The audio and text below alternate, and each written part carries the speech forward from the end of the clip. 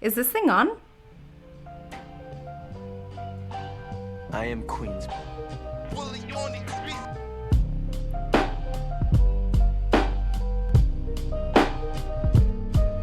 Hi everyone, my name is Alyssa, and you are listening to the All Things Pelvic podcast, where you get to follow my life as a pelvic floor physical therapist. That may sound a little boring, but real quick, let me break it down. I bring up topics that most people find difficult to talk about, but maybe it's time we get comfortable with discussing the uncomfortable. I always strive for real talk, good vibes, and mostly all things pelvic.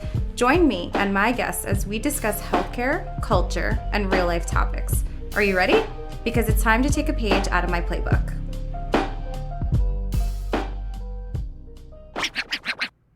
Hi everyone, welcome back to All Things Pelvic.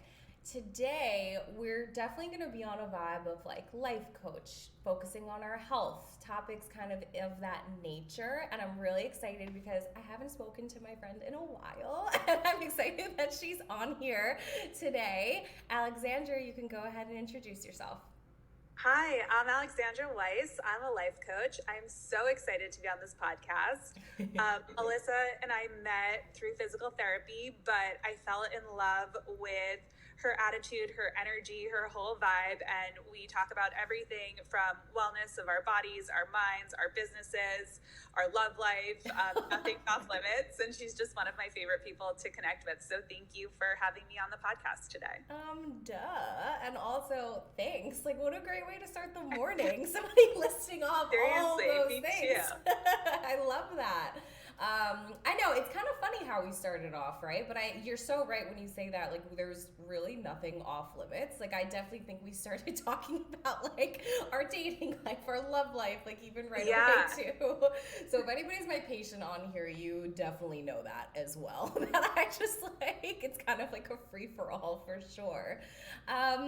Well, I wanted to dive into how you became a life coach. I've been on this vibe lately of that. I mean, there's such a vibe right now of like the great resignation and like everybody kind of changing their work life in a beautiful way. I think there are definitely some bumps in the road. I'm one of them as well. And I definitely think that there's a lot of cons that we can look at, but I definitely think there are more pros to it. I'm rambling right now. Go for it. Tell me how you I'm one of those stories as well.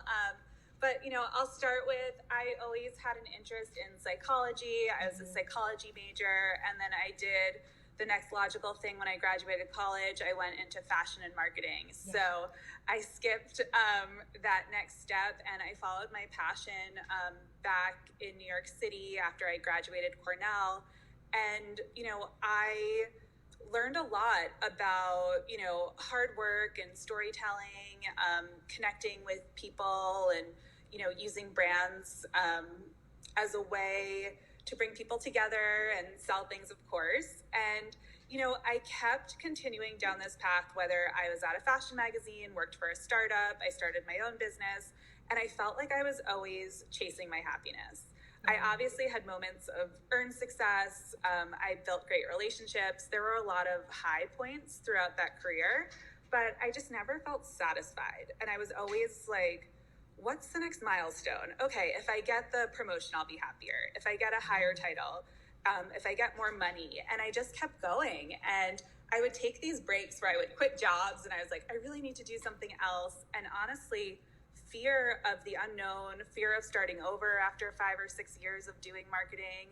And then there was another break and it was, oh no, now it's 10 years, really kept me going back and trying different things, which was great because I got to learn and, meet new people, but I just wasn't happy. So when 2020 came and I was working as a consultant at American Express and doing a lot of experiential marketing, all events paused. And I was kind of like, what am I going to do? What would really make me happy? And when I thought about what I really loved about my work experiences was helping people reach their goals and working on teams and collaborating, opposed to really helping brands reach their goals. And I thought, about my love of psychology, and I decided to go and take life coaching classes and get my certification. And here I am. So I think one of the biggest lessons, I learned, which really took a lot of time to stop and pause and bring awareness to, was this idea of chasing happiness outside of myself. And like really, hinging, that on something external when I really was just needed to kind of like get quiet and really think about what could bring me happiness kind of every day. And that was kind of pursuing this life coaching passion. Yeah. Like, yes to everything that you just said. I think there are a few points that you hit there where I was like, okay, mental note, we need to get back to that. But first one is doing something for 5 or 6 years and then starting over, I think is so terrifying. And it's weird because we even look at like what changes in a year. Imagine doing something for 5 to 6 now, and it's like, it's a longer period of time. For some people in their careers, that's even just like a little chunk of time, and then to start over, I think is one of the scariest, one of the most amazing things too, if you're able to do it and if you actually do it. So that was one. But then also the second thing that you said was like chasing happiness. I think that so many of us, either when something isn't going right, or like maybe you're just not where you would like to be in life, we try to chase those things so much, but then it becomes so superficial that it does kind of become your life. And like that's like not what any of us should be doing, I feel. It's really hard because we all, as human beings want to have a sense of control. Yeah. So it's this push and pull of, okay, I know the steps to take to control an outcome that, will bring me a dopamine hit, if not anything else. Because, I'd be lying if I said I didn't experience any, high points, throughout my career. But overall, it was kind of this drained, anxiety, stressed out feeling of dissatisfaction that, kind of was underlying with just kind of sprinkles of high points. But those high points kind of keep you going. Well, okay, maybe if I keep going, I'll get more of those. And, it becomes this addiction. Because the flip side is you don't have the control or the answers or the steps. You have to walk into the fear of the unknown. And I think it's when people kind of reach that tipping point or can really tune in and listen to themselves. Because something else that happened and that I experienced was, being uncertain was also learning to trust myself and listen to my own intuition. So a lot of times, like, we actually give away our self-worth when we ask other people's opinions, or we pick up programming from like media or, our surroundings or, social media. So it's like, okay, I don't really like this job, but what am I going to do? And then you hear someone say, well, you'd be perfect for this. And you're like, oh, would I? Instead of really listening to that hard part of yourself that's like, choose the unknown path, go the scary way. And then you're like, oh, familiar, easy. You know what? Maybe you're right. Maybe I could do this. So, I think it's, as human beings, we all have, self-sabotaging tendencies, whether they're like really sneaky or they're really overt, like when I just procrastinate and don't go to the gym and rather eat ice cream, or, these little voices kind of rule of what will be more comfortable than scary. So I think it's, again, just what we have to kind of deal with on a daily basis of, checking in with ourselves and seeing what we really want versus some of these like external factors. Oh my God, preach to that. Seriously. You brought up how it's like the external things, like even asking somebody's opinion of something can really either fuel you or cause you to overthink. I am like the queen of overthinking, and I've been trying so hard to kind of, there's something that I ask myself and it's like, do you want to or not? And like, just answer that question. Right? Just answer the question.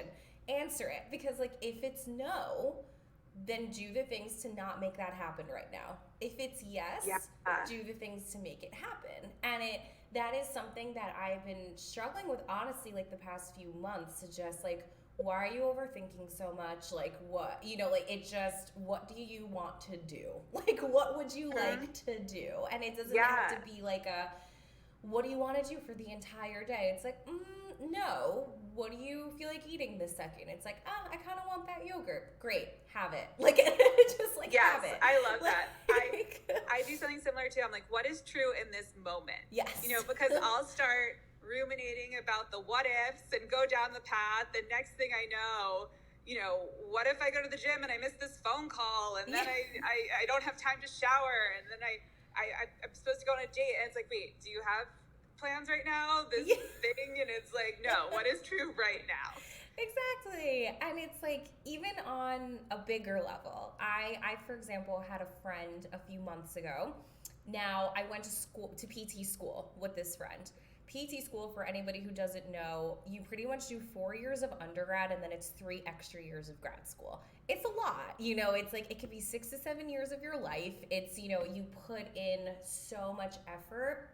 And he now wants to go on a nursing path and like doesn't want to do PT anymore. And I felt really bad. It's kind of like a breakup. It's like, it's where you like know you should, but like you don't want to do it because you put in so much time already. You did your due diligence and you like put in so much time.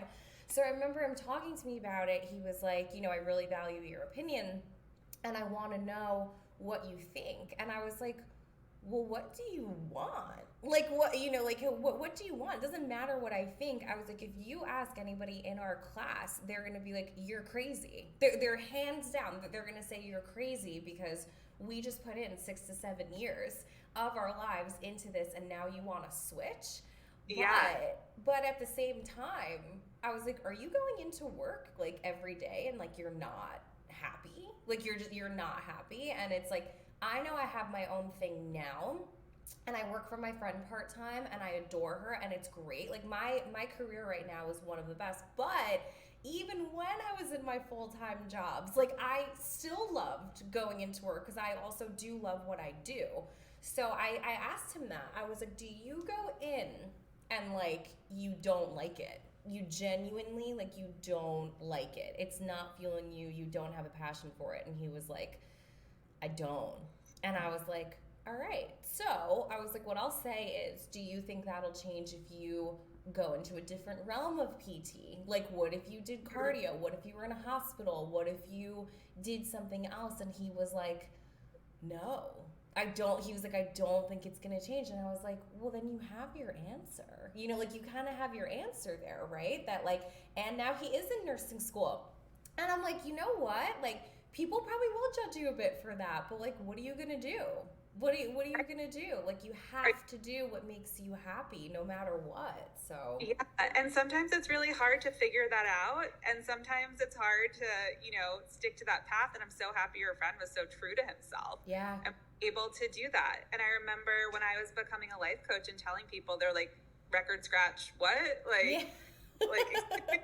like who, what, why?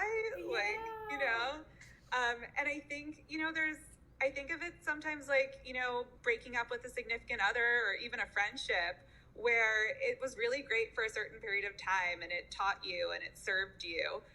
And you also have to grieve that because, you know, there's things that you loved about that job or that passion, but now, you know, something else is taking over and it's time for you to move on and go to a better fit.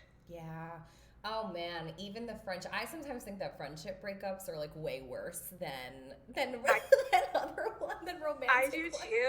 And you know, it's like really about everything is just like, I really believe it's just about like checking in and honoring your emotions and not suppressing them. And you know, even in my journey to become a coach, there were so many times where like I really didn't feel marketing, but I did what I should do or what, you know, motivated by fear and kind of suppressed how I was really feeling because I could deal with it. Oh, I could deal with being stressed and strained. This will just, you know, a means to an end. Yeah. And then once you're on the other side and you're like, wait, I'm doing something that I love and I'm passionate about, you have energy, you have excitement, enthusiasm, you know, like, and that like radiates and, you know, people can feel it. Oh, for sure. Feel it. And it's like, it's weird, even with like the switching of jobs or like, let's say something's going on with a friend or a significant other, whatever it is. I think that sometimes what I think about is like a fear of boundaries, like a fear of, okay, I'm not gonna lie. So I love so and so, but like something a little bit too much is happening right now. And it's like, it's even something like that very similar is going on with one of my friends. Like, he straight up told me to give him space the other day. And I was just like, got it. You know, and don't get me wrong, there's a part of me that's just like, oh crap, like, did I mess up? Like, did I, you know, like, what did I do? At the end of the day, it might not have anything to do with me. And I sometimes look at it as there have been times where I've needed boundaries from friends, and it's sometimes because I love them so much that I don't want it to crumble. I don't want it to crumble. So like, I do need this second like away from you to like make our friendship better too. And I'm trying to like also think of it that way for my friend right now, who like, you know, who said that he needed space, and I was just like, whoa, got it, great. And don't get me wrong, like, it stung, like it 1000% stung, but at the same time, I'm just like, all right, at least you were honest, you know, like, at least you were honest, and like, you did, you know, like, you were just being straight up. But I think sometimes that fear of like not knowing where that's gonna go now, because I'm definitely kind of a little on edge. I'm like, oh my gosh, is he gonna reach out? Like, should I reach out to make sure he's okay? It's like this like back and forth kind of that you have, but at the same time, I again, even with that, I'm trying my best to just be like, bro, let it be. Like, just like let it be for a second, you know, just chill. Like, chill. Because I think that sometimes is really hard to do. I mean, navigating relationships with ourselves is challenging, and then add in another person. There's like a lot going on, and there's definitely, you know, a tendency for us always to kind of look at ourselves of that, like, what did we do? Like, what did I do? Or how did I mess up? Or that kind of inner critic or that self-sabotaging thing. And then really just, you know, like, you think you did the perfect thing, like, give yourself space to process what's really going on and like what's true in this moment. Yeah, definitely. You know? And I think, I mean, that holds for so many different things. Like, there was one of my friends when I was starting my business, where I felt like there was so many things coming out that were so judgmental. It was so judgmental, where it was kind of like, are you really putting this in your office? Or like, are you really doing that? And it kind of hit a point where I was just like,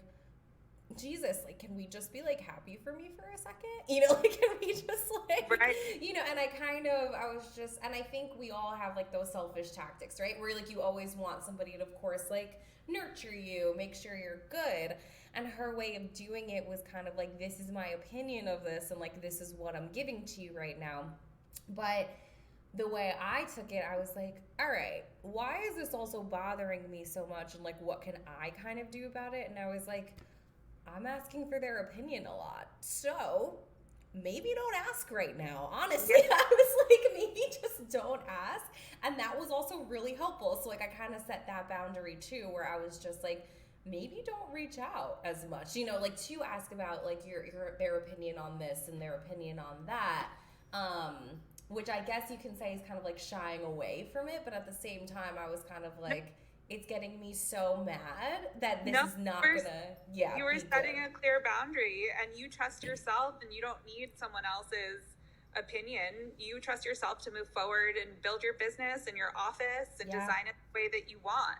And of course, you know, we love to share with other people and include them in our lives. And sometimes people don't realize they're projecting their own shit on us. And I think, you know, that's why, you know, there's a saying that everybody's a mirror. So, you know, what is she judging about herself? Or is there some jealousy or envy that you're doing your own thing and maybe she's not? Or maybe, you know, she wishes she designed things differently, or who knows? But at the end of the day, it's like, you know, we don't know what's going on with someone else unless we communicate with them clearly. And if you're not able to do that, or in the moment you need space, that boundary is great. It's not, you know, it's helping each person kind of figure out what's going on to have a better relationship. Yeah, 1000%.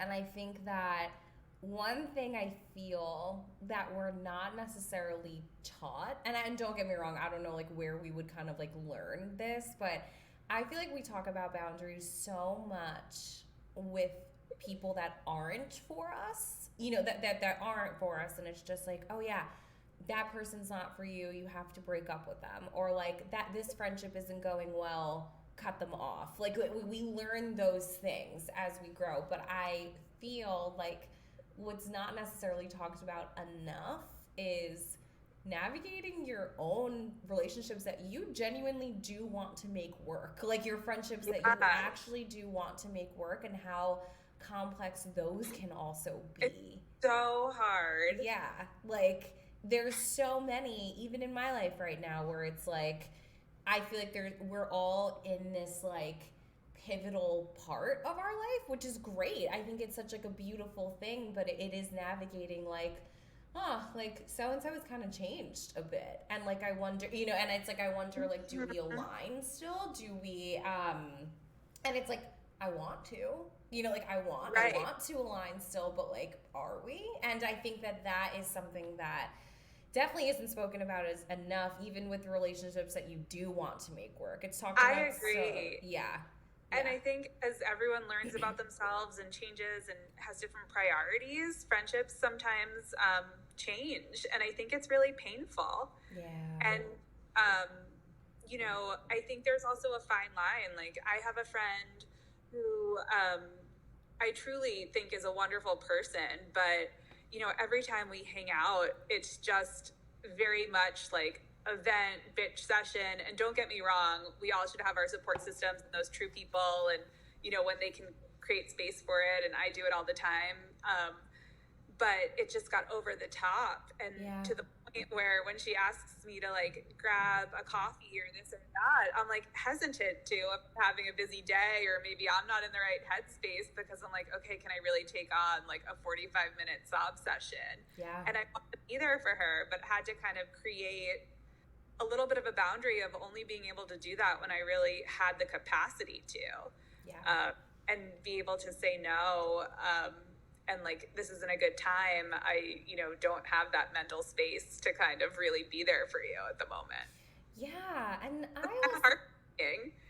it is. It's terrible. And it's like that pain you feel with that, of like feeling, because I know you too, and like I know you would be there for, anyone. Yeah. And it's like, and I'm the same way. So, but I think one thing that I've been doing that has been working well, is definitely just being a little bit more direct. And I think there's a way to be direct without being an asshole. It just is what it is. Like, I'm sorry, like some people can just be like really rude about it, and I don't think like it's necessary to do that. But one of my friends texted me the other day, and this was in the midst of me being sick, and I definitely didn't have like the mental capacity to like listen and all this. And she said straight up, she was like, I really, really need to vent. And I said to her, I'm not gonna lie to you, I feel like if you vented to me right now, it would literally go in one ear and out the other. So like, if you don't mind, can I give you a call tomorrow? So that way I was like, I'm so sick right now. Like I definitely need like a second.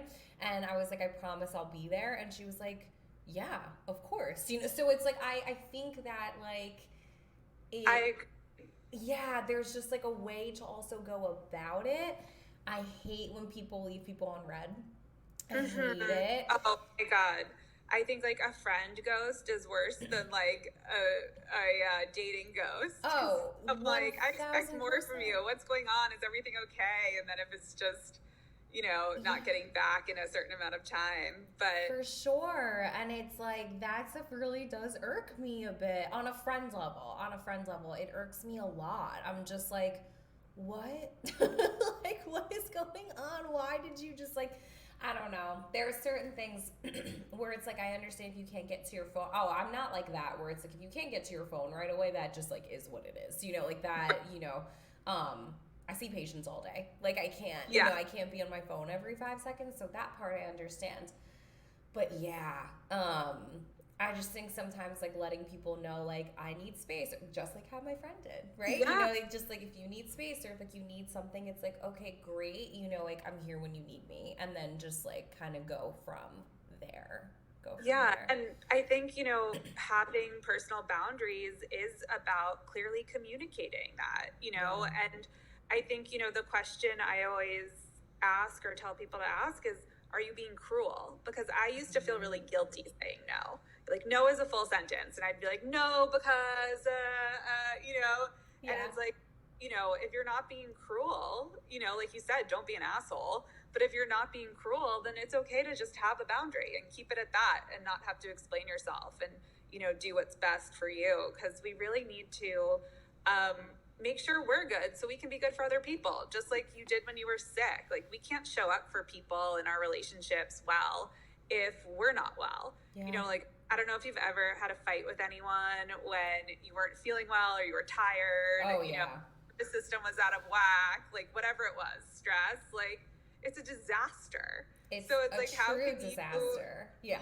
So it's like, or you're distracted or this or that. So it's like, if you don't take care of yourself, whether you're sick, whether that means you need space on your own to recharge, like it's not going to go well, even if you do feel badly and say yes. So you might as well just tell someone, what's going on. Yeah. I battle with that a bit sometimes with like, there are times where I want to hang out with someone. Genuinely, I do. But maybe that day wasn't going so well. Or like there was just like something where I'm like, I want to say no. And then you end up hanging out with them and it's great. And it actually made you feel better. So it's like I do battle with it sometimes where I'm just like, I get that. I do want to say no, but then it's like, if I do go see this person, they're probably going to make me feel better. Whereas though, maybe with like that, friend you were talking about, where it's like, ooh, you already know. Like, I've hung out with them too many times where I already know it's going to be a venting session, and I know it's going to, like, I already just know what this is going to be. Whereas, like, one of my friends I'm probably hanging out with tomorrow, she always, like, we just always chop it up and have a great time. So it's, like, as much as, like, I might be tired tomorrow night, or it'll be great, So it's, I think that there's always that. Yeah, I totally experienced that too. Sometimes I like to give my friends a disclaimer. Yeah. Like, hey, it's been a rough day. I still want to meet up, but I don't know how big of a night it's gonna be, or let's grab an early bite, and then I'm having so much fun and it ends up being talking for hours. So I definitely have been there too. Yeah. Oh man, we just really dived into that. Oh, there's so much stuff. Because I just feel like there's so much that you could talk about when it comes to that. But I mean, I think a recurring theme that we definitely have is just a fear of not knowing something and kind of that overthinking part of it. Now, kind of treading back to your life coaching business, which is yay, amazing. Just because I knew you when you were in, your previous jobs and stuff. So to see you doing this now, I'm just really happy for you. I feel like you've definitely found your niche. Of course. I think it's important for everybody to find that. And sometimes we obviously don't know it right away. I feel like there are some people that wake up and they just have a passion and they just know. Yeah. So I think for you to kind of find it is such a beautiful thing. But what would you say for you, not even just as a business owner, but kind of even whether it's with your clients, whether it's do you ever have fear of boundaries or fear of, maybe something not working out and kind of what you're going to do about it? Is there, I'm all sure. the time. Yeah. Every day about everything. I would be a liar if I said fear didn't creep into my life in so many different ways, especially owning a business. And, we were talking about earlier is this idea of dreaming and creating this big vision, and I have so many hopes and wishes as a life coach to impact so many people around the world. And sometimes when I think it's so great to create those visions and dream big, and I truly do believe so much is possible to accomplish, and just balancing that out and having that dream, but then asking what's true now, what can I accomplish or step through now? And where is that fear that, is it living in the future of oh, am I going to be able to, I don't know, pay my rent next month? Am I going to be able to impact people around the globe in 5 years? But what can I do now? Because the small things that we do now are going to lead up and, take us to where we want to go. Yeah. And of course, having the big vision is amazing, and we may have to adjust it along the way or, reroute. but it's kind of about not letting the fear take us too far away from where we are and what's true in this moment. And so what are like the small steps that I can do today or I can do in the next hour to help me kind of move past that, get me a little bit closer. Yeah, Where definitely. I'm going. I think one thing that you said, it's like you kind of like, we wonder, especially with starting your own business too, there's always this wonder of just like, oh my gosh, well, like, what do I want this to be? Or like, what, you know, like, what do I want to do? But then you look back at all the little steps that you've already done and you're like, oh, but like, I'm doing it. You know, like I'm literally in the process of doing it right now. And I could even say for myself, like, it's the first time ever where I'm kind of like, okay, we can kind of take a pause right now and just do this, you know, just do this. Like, I have all this, like, all the little things that I want set in place. Like, maybe this isn't what I want for like 5 to 10 years from now, but we also aren't 5 to 10 years from now, right now, you know? And it's like, yeah. I think one of the biggest lessons I've learned, and, you know, my coach, who I adore, told me this once, and I don't know if she made this up or got it from somewhere else, but I'm stealing it, is confidence isn't a prerequisite to start. How can you be confident doing something you've never done?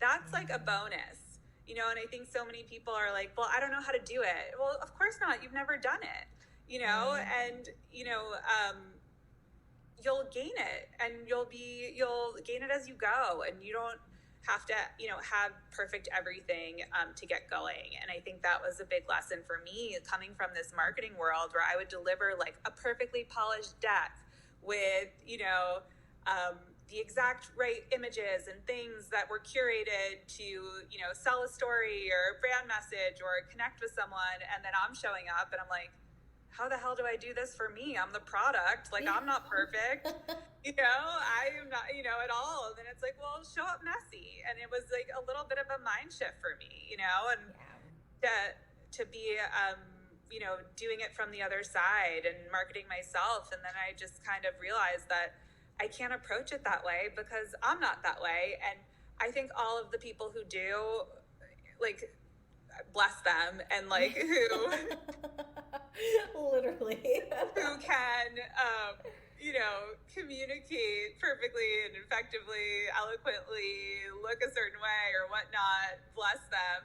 But I'm a little bit messy, so that's how I'm going to show up, and, you know, give myself permission to do that, because when I definitely started, I had so much fear around looking like an imposter, not looking good, fears from like, you know, judgment from like childhood of like, you know, having to be a certain way started coming up. And then I was paralyzed. I was like, where do I go? I don't know how to be perfect, and I'm trying to make myself perfect, and there's resistance there clearly. And then I was like, oh wait, I just need to show up as me, which not every day is easy either, but it's a lot easier than trying to be perfect. And I think a lot of times that having to have the full game plan or having to have like the perfect way or something like that prevents us from starting and keeps us hesitating and waiting, and like we're waiting for the right time or this or that, that keeps holding us back. Yeah, 1000%. I definitely think things that can hold you back is comparisons as well. Is like, like maybe my business isn't as good as so and so's, or like it's maybe not, you know, getting as much traction. And it's like one of my mentors even said to me, she's one of my good friends, but she was like, you don't think I was where you were? Like, you know, like at one point, she was like, of course I was. And she was like, all of us, like there's a crew of us who kind of like started our own businesses, and we all do things differently. And I think it's kind of beautiful to see because they're also all working. They're all working, you know, in kind of like in our own ways and for like what makes us happy. And I think that that's such a beautiful thing to also see, is that like you can compare, but at the end of the day, like you just, again, you kind of have to do what works for you. Like you just said, you show up messy, right? Like you show up messy, and like that's okay because like that's you. And your clients, whoever your clients end up being, like they will gravitate towards that, like the people who are kind of meant to be for you. And I think that that's another thing as well. I have a friend dealing with fear in an interesting way right now where she's worried about paying her rent for her office, you know, so she feels like she has to draw everybody in that she can. But I told her, I was like, have set things in place, you know, set insurances that maybe you might take, or set price points, you know, whatever it is. And people who can do it will gravitate towards you, and you know, and they'll do it, you know. So it's, and I know that's really hard, and it's like a hard concept to have.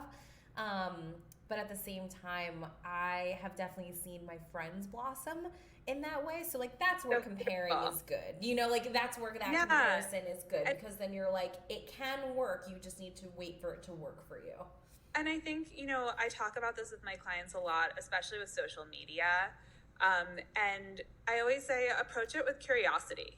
Yeah. You know, like you were saying, people do things different ways. You know, approach it as an observer, like you're gathering data and you're learning. It doesn't mean that it's right for you. And then also, like, with curiosity of like, what about it do you like? What about it annoys you? You know, learn it. It's just a learning experience, and it's not a personal attack. And I think so often we're so hard on ourselves. We see something and we're like, oh wait, I could do better, or I'm not good enough, or you know, things like that. And again, it's just that pausing and asking, like, what's true in this moment? Like, just because so and so's business like have 1 million followers, does that mean like I'm not good at my job? No. What's true? Am I curious about this approach? What it might work for me? Should I try it? Cool. Like, oh, should I be making like 1 million TikToks when I really hate video? No, you know, don't have to. Yeah. And oh God, I mean, we could do a whole episode, I think, on social media for sure. I that is something that I can harp on. I mean, I have such a love-hate relationship with it. Me too. And I mean, I am a low-key TikTok lover, by the way.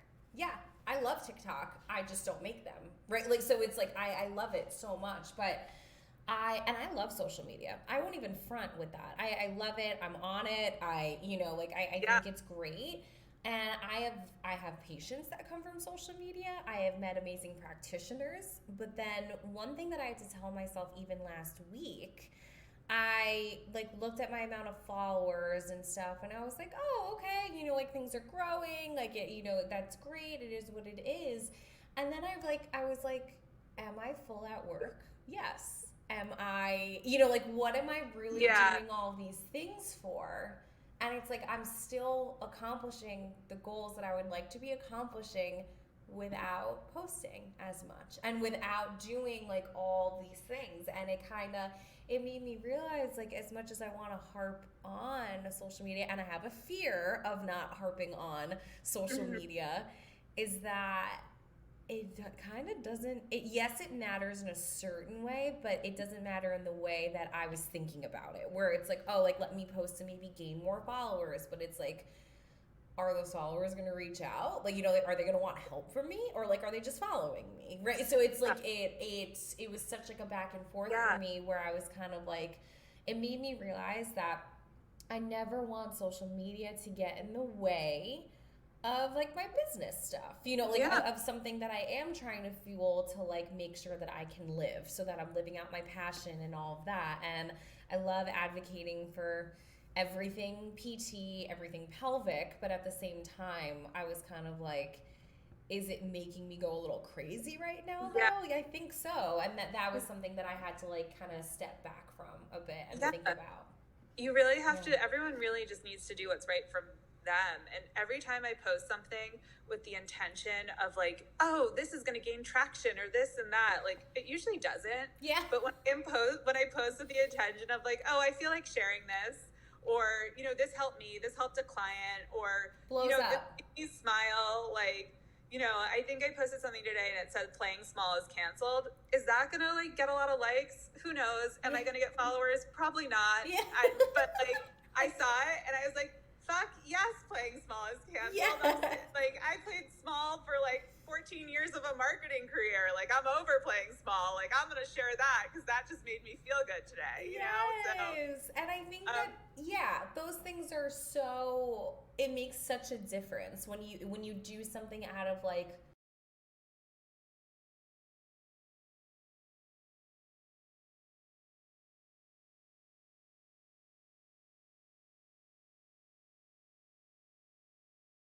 or interfering with like how I truly feel, or is the fear like fueling me to get to the other side? Yeah, for sure. Alex, I could talk to you all day. All day. I want to get injured again. I'm just kidding, but like I want, Please don't get injured again. No, I don't want that. I just love spending time with you, and I just adore you, and could talk to you all day long about everything. I know, I miss you. I know, it's also like been a minute since we've talked, so I feel like this is like, good. But great. So thanks everyone for listening to us catch up on all things in life. Yeah, for real. Seriously. But I definitely think we hit some points of like, I mean, boundaries for sure. That is a topic I can ad nauseum try to speak about, and it's something that I'll be so honest, like it's something that I'm still working on. I think everybody will continuously work on it, and that just the fear factor of kind of everything in life and like not overthinking as much. I think that's something that everybody needs to work on as well, as much as possible. I feel like those are kind of like our main things, but tell everybody, please, where they can find you, how they can book something with you. And again, everybody, as you know, like I'll, post that, and then it'll be in the description part of the podcast too. Yeah, so coachingbyw.com. I work with people one-on-one, and I also work with teams at companies, really to just, again, help you bring awareness to what's going on in your life. Take stock of what's interfering and getting in your way to where you want to be, and how to build that confidence to take the steps to get there. And also just started a group called More Human, More Often, where we are building a community of people who, have really a lot going on and sometimes don't realize, just like I didn't realize when I was working in marketing, that, sometimes we get in our own way. So it's just people who are being really honest and stopping to take stock of how they're feeling and how they can, feel a little bit more human in our world that makes us not human. So really excited to bring people together, because again, I think difference is beautiful, and we can all learn and grow from each other. I love that so much. Thank you so much for being on here. Thank you. I had so much fun, and I can't wait to talk to everyone soon. Yay. Thank you guys so much for listening to the All Things Pelvic Pod. Have questions, concerns, comments? Want to share your story? Remember to follow me on Instagram at @the_pelvic floor playbook. DM me, share my stuff, like it, and let me know what you think. As a reminder, this is not medical advice by any means, so don't be out here doing a bunch of nonsense in these streets. If you need me and want a vibe, you know where to find me. I'm out.